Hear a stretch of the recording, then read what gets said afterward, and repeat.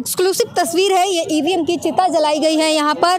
अछूतों को इस तरीके से कॉलेजों में से निकाल देते हैं। बच्चों को जो कहते हैं कि तुम अछूत हो, तुम आदिवासी हो, तुम्हारे लिए शिक्षा प्राप्त नहीं है। 70 साल 75 साल हो गए ना, आज भी हमारे साथ उत्पीड़न हो रहा है। क्यों हो रहा है? अभी जाग जाओ, 24 के बाद जागने का मौका नहीं मिलेगा। अवेयरनेस आ जाएगी, जागरूकता बेटर है तुम्हारे लिए, नहीं तो आने वाली तुम्हारी पीढ़ी ना गुलाम हो जाएगी। याद रखे। ईवीएम हटाने में सरकार को ऐतराज क्या है? मोदी जी अगर जीतते हैं तो ईवीएम हटाओ ना, बैलेट पेपर से चुनाव करवाइए। मूर्ति में प्राण प्रतिष्ठा, उसका मतलब होता है कि मूर्ति में प्राण डालेंगे। जय अंधविश्वास नहीं है, जय आर्टिकल 51 का उल्लंघन नहीं है। बताइए, मैं पूछना चाहता हूँ निकम्मी गवर्नमेंट से। इतना किराया महंगा कर दिया, फिर भी रेल में कोई सुविधा नहीं है, क्या मतलब है? Third AC, second AC, sleeper, इस तरीके से कचरा भरा रहता है। एलएचपी ला रहे हैं, स्टेशनों पे काम करवा रहे हैं, दुनिया भर का कर्जा कर रहे हैं, क्या मतलब है? लोगों को शिक्षा दो, सबसे बढ़िया बात है।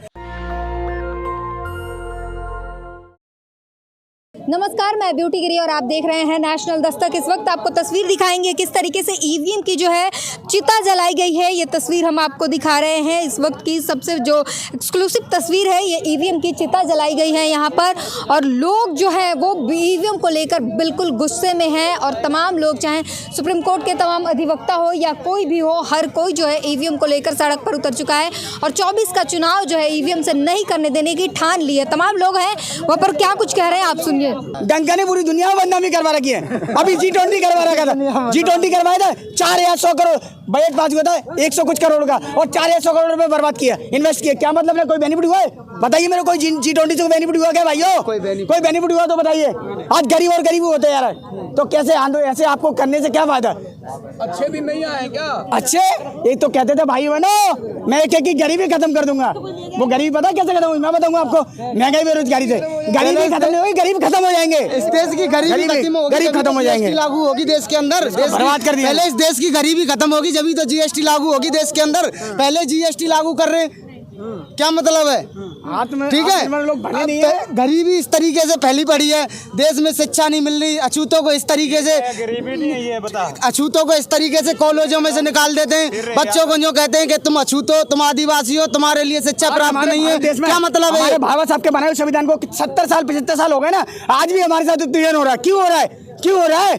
कभी कांग्रेस, कभी बीजेपी।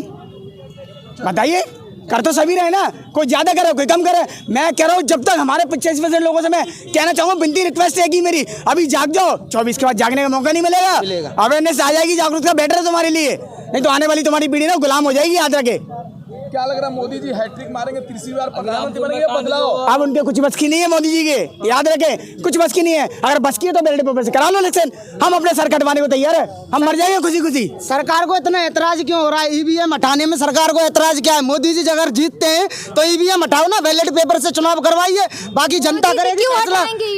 चुनाव आयोग हटाओ, बाकी का मोदी जी का कहना ही है, सब कुछ है जो मोदी जी के अंडर में। अब क्योंकि पीएम है मोदी जी, देश की जनता हर काम करेगी, मोदी जी को पूछ के कर रही है इस टाइम। विधायक, एमएलए, एमपी जो भी कार्यकर्ता है सब बीजेपी के हैं इस टाइम। और हम सबसे कहते हैं कि ईवीएम हटाओ, चुनाव बैलेट पेपर से कोई चोरी नहीं हो रही ईवीएम से। क्या बात कर रही हो मैडम? गुजरात के अंदर आप देखिए, हमारे राजस्थान से, मैं भरतपुर से बिलोंग करता हूँ, एक भी जगह ऐसी नहीं थी भरतपुर जिले की, एक भी डिस्ट्रिक्ट ऐसी नहीं थी जहाँ कांग्रेस का हल्ला नहीं था। बताइए क्या हुआ? 71 सीटों पे कांग्रेस रहेगी, कुल बीजेपी 106-7 सीट लेके आ रही है, क्या मतलब है? ये बीजेपी जाने की ईवीएम में घपला नहीं है तो क्या मतलब है? कांग्रेस का हल्ला, बीजेपी सरकार ने जो काम नहीं किया वो कांग्रेस ने 5 साल के अंदर, गहलोत जी ने वो काम करके दिखाया था। 5 साल के अंदर 50-50 लाख रुपए गरीबों के लिए, 50-50 लाख रुपए गरीबों के लिए, 10-10 किलो अनाज गरीबों के लिए दिया है। लॉकडाउन में उन्होंने इतना किया है, क्या करेंगे? ये बीजेपी वाले कर क्या सकते हैं? कुछ नहीं कर सकते, केवल वोटों को खरीदते हैं, नोटों से कुछ नहीं कर सकते हैं, ये विधायकों को खरीदते हैं। अब आप ही कह रहे थे अभी थोड़ी देर पहले, आप लोगों ने ईवीएम की चिता जलाई, क्या होगा? अभी आप थोड़ी देर पहले कह रहे थे भाई लोग, मैं एक बात और बताना चाहूंगा, कोई फायदा होगा चिता जलाने से? इससे बहुत फायदा होगा, सरकार के कान खड़े हो जाएंगे। याद रखिए, सरकार के काम नहीं खड़े हो रहा है, तमाम प्रदर्शन हो रहे, कुछ नहीं फर्क पड़ रहा। खड़े नहीं होंगे ना तो कान ही फट जाएंगे उनके भी। देखते आओ, भी फट जाएंगे, समय आने में सब कुछ हो जाएगा। समय बहुत बड़ा बलवान होता है, इंसान बलवान नहीं होता, समय बलवान होता है। आज तुम्हारा है, कल हमारा भी आएगा। याद रखे, आज तुम्हारा है तो कल हमारा भी आएगा। बाबा साहब को धोखा देने वाले कोई और नहीं थे, हमारी लोग थे। बाबा साहब इलेक्शन में खड़े हुए थे, जलाने से ये पुराने वाले भी हुए बताइए, थे। ईवीएम इसलिए की चिता हमारे लोग जलाने भाग जाएंगे, वापस आ से जो जाएंगे। एक मशीन है ईवीएम, उसकी चिता जलाने से ईवीएम बंद होगा? बिल्कुल बंद होगा और बंद करा के मानेंगे, नहीं तो मर जाएंगे। चुनाव आयोग तैयारी में है, 24 के चुनाव के लिए ईवीएम तैयार किए जा रहे उसकी हैं। तैयारी ना सारी रखी की रखी रहेगी। याद रखे निकम्मी सरकार जो तैयारी करके बैठी ना, अब झूठे वादों पर झूठे मुद्दों पर थोड़ा बहुत लालच और दे देगी। अभी देगी लालच, अभी रुक जाओ, इलेक्शन आने दो नजदीक। क्या लालच देगी? महिला को कुछ देगी, कुछ ना कुछ देगी कि लोग ताकि वोट कलेक्ट करने का। आचार संहिता लगने वाला है, उसके बाद कुछ नहीं होगा। भाई मैं बहन जी आपको मैं एक चीज बताऊं क्लियर, मोदी सरकार कुछ भी कर सकती है। इनके राज में अगर इनके लिए कानून नहीं है, इनके लिए बाबा साहब का संविधान मायने नहीं रखता, ये संविधान का उल्लंघन करते हैं। आर्टिकल 51 है ना, संविधान मानने वाले व्यक्ति हैं। मानने वाले व्यक्ति हैं। आर्टिकल 51 पढ़ा है आपने संविधान का? आर्टिकल 51 में क्या लिखा है कि आप पाखंडवाद नहीं फैला सकते, अंधविश्वास नहीं फैला सकते। मोदी जी क्या कर रहे थे राम मंदिर के दिन? क्या लिखा हुआ था बड़े बड़े बैनरों पे? मूर्ति में प्राण प्रतिष्ठा, उसका मतलब होता है कि मूर्ति में प्राण डालेंगे। जो अंधविश्वास नहीं है, जो आर्टिकल 51 का उल्लंघन नहीं है, बताइए। मैं पूछना चाहता हूँ निकम्मी गवर्नमेंट से, जो आर्टिकल 51 का उल्लंघन नहीं आस्था है। है उनकी निजी आस्था तो निजी आस्था को अपने घर पे बनाओ, अपने घर पे लगाओ निजी आस्था। घर के लोगों से बात करो। आप बैनरों की लगवा दिए बड़े बड़े पूरे देश के अंदर, किसको अंधविश्वास फैला रहे हो? इस देश को ना शिक्षा की जरूरत है, रोजगार की जरूरत है, साइंस की जरूरत है, ना कि अंधविश्वास की। तो रहे हैं मोदी जी। मोदी जी कुछ नहीं देंगे, मोदी जी बस की क्या देने। मोदी जी खुद नौकर है, जनता के नौकर है। वो इस चीज को मान ले, एक्सेप्ट करें। वो मालिक बनने की कोशिश करे तो नहीं बने, याद रखे। वो जनता का पेट भर रहे हैं, 80 करोड़ जनता। मैं कह रहा हूं पेट मत भरो, आप कुछ मत दो, आप कुछ मत करो। इंडिया के अंदर एजुकेशन फ्री कर दो, ठीक है, रोजगार दे दो लोगों को। तो फ्री तो है, सरकारी स्कूलों में पैसे लगते स्कूलों में आपको पता है जीएसटी बुक्स तक पे लगे, वर्ल्ड में पहला देश बना इंडिया में, बुक्सों पर जीएसटी लगा हुआ है। क्या फ्री करेंगे?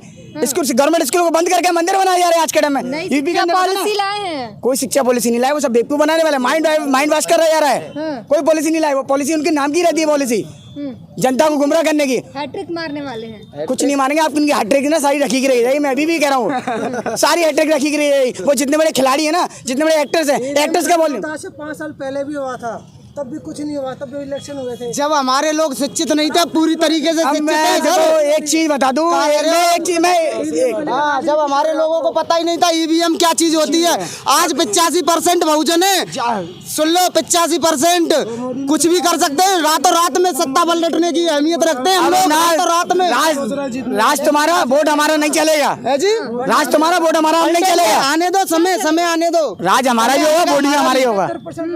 बहुजन 21वीं सदी बहुजनों की, याद रखे। बाबा साहब पहले हमारे के लोगों ने खत्म ही कर दिया। अब अंधविश्वास में तो जीते ही नहीं है हमारे लोग। निकम्मी सरकार को खुला चुन लिया। 21वीं सदी हमारी है, नीली क्रांति ला देंगे, याद रखे। हाँ, जो गलत फहमी में सोके बैठे हैं। 24 में चुनाव ईवीएम से ही होगा। ईवीएम से नहीं होगा, खुला चुनौती देश को हमारे बड़े भाई नवाब सदल तावर भी देश को ना, और हम भी उनके शिक्षक उनको दे रहे हैं चुनौती, याद रखें। मैडम घर चुनौती से कुछ होने वाला है? चुनौती बहुत कुछ होगा, अभी देखते हैं आप। सुनो, अभी जाने की आप कह रहे हो कि आचार संहिता लग जाएगी। आचार संहिता लगने में अभी 2-3 महीने हैं।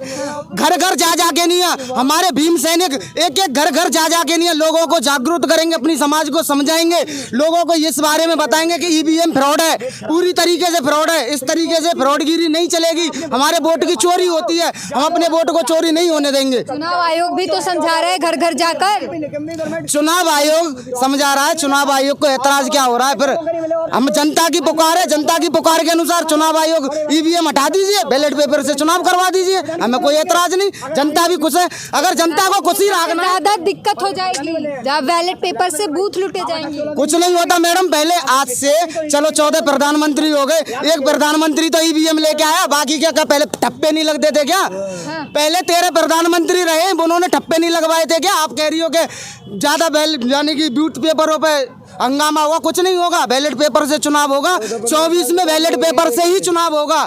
आपके कहने से थोड़ी चुनाव होगा, हमारे कहने से होगा। हम पूरी जनता को जागरूक करेंगे इस चीज में, हम पूरी जनता को जागरूक करेंगे। मैडम कह रही फिर भी मोदी आ गए तो क्या करोगे बताइए? फिर भी मोदी आ गए फिर क्या करोगे? ऐसे कैसे आ जाएगा मोदी? ऐसा तो एक तरफ भी नहीं, अगर भाई आ गए तो क्या करोगे? इधर हाँ बताइए, ऐसे कैसे मोदी आ जाएगा? कुछ भी हो सकता है। क्या चाहती है आप, क्या कहेंगी? मोदी ही आएंगे? अब ये बोल रहे हैं कि साइकिल दबाते हैं और कमल का फूल आ जाता है वहाँ पे, तो बनाने वाले की मैं वीडियो दिखाता हूँ, तो वो वीडियो तो फ्रॉड हो सकती है, क्योंकि कंप्यूटर सिस्टम में कुछ भी हो सकता है। मोदी नहीं आएगा। आपको नहीं लगता ईवीएम हैक होता है? नहीं, अगर होता होगा तो कोई बात नहीं। अगर पर्ची से भी मोदी आ गए फिर ये क्या करेंगे?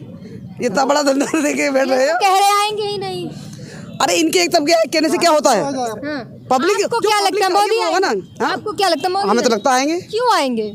भाई जब उनका घर है, उनका सब चीज़ है, उनका प्रधानमंत्री स्टैम्प वो है, तो जाहिर बात है आना उनका बनता है। और काम कर रहे हैं, किसी को दिखाई देना दे रहे, लेकिन काम कर रहे हैं वो। क्या काम किया है बताइए, ये कह रही है काम कर रहे हैं, बताइए क्या मैडम एक भी काम बताइए आप हमें, एक भी काम अच्छा किया है इन्होंने। मुझे 10 साल हो गई, मुझे 10 साल हो गई मैडम, मेरी बात सुनो, मुझे 10 साल हो गई रेलवे में नौकरी करते करते, प्राइवेट बेस पे अटेंडेंट की नौकरी करता हूँ, 8,000 रुपए नहीं मिलते मुझे सैलरी के। अडानी को रेल बेच के दे दी इन्होंने। क्या किया, क्या किया, क्या कांग्रेस आटा मिल जाता है और बच्चों की सुविधा मिल जाती है, आंगनवाड़ी फ्री मिलती है, और क्या चाहिए हमें? तो पहले नहीं मिलता था? पहले नहीं मिलता था, कांग्रेस में नहीं था ये, हमें नहीं मिलता था, दिल्ली वालों को मिलता था, गाँव वालों को मिलता था, दिल्ली वालों को नहीं मिलता था यहाँ। दिल्ली वालों को नहीं मिलता था। दिल्ली में तुम्हारी में बीजेपी सरकार अब भी है क्या?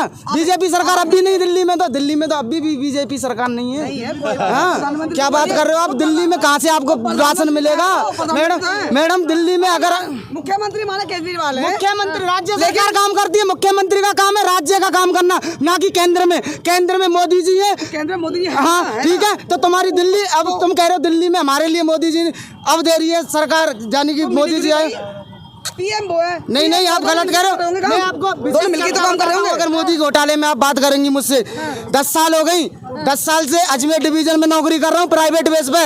कभी भी कंपनी से 10,000 रुपए सैलरी नहीं आई मेरी अकाउंट में, कभी भी 10,000 रुपए सैलरी आई हो अकाउंट के अंदर। क्यों? अडानी जी को ये ट्रेन बेच देना ये अच्छी बात है? अडानी जी को ट्रेन इतना किराया महंगा कर दिया, फिर भी रेल में कोई सुविधा नहीं है, क्या मतलब है? Third AC, second AC, sleeper, इस तरीके से कचरा भरा रहता है। LHP ला रहे हैं, स्टेशनों पे काम करवा रहे हैं, दुनिया भर का कर्जा कर रहे हैं, क्या मतलब है? लोगों को शिक्षा दो, सबसे बढ़िया बात है।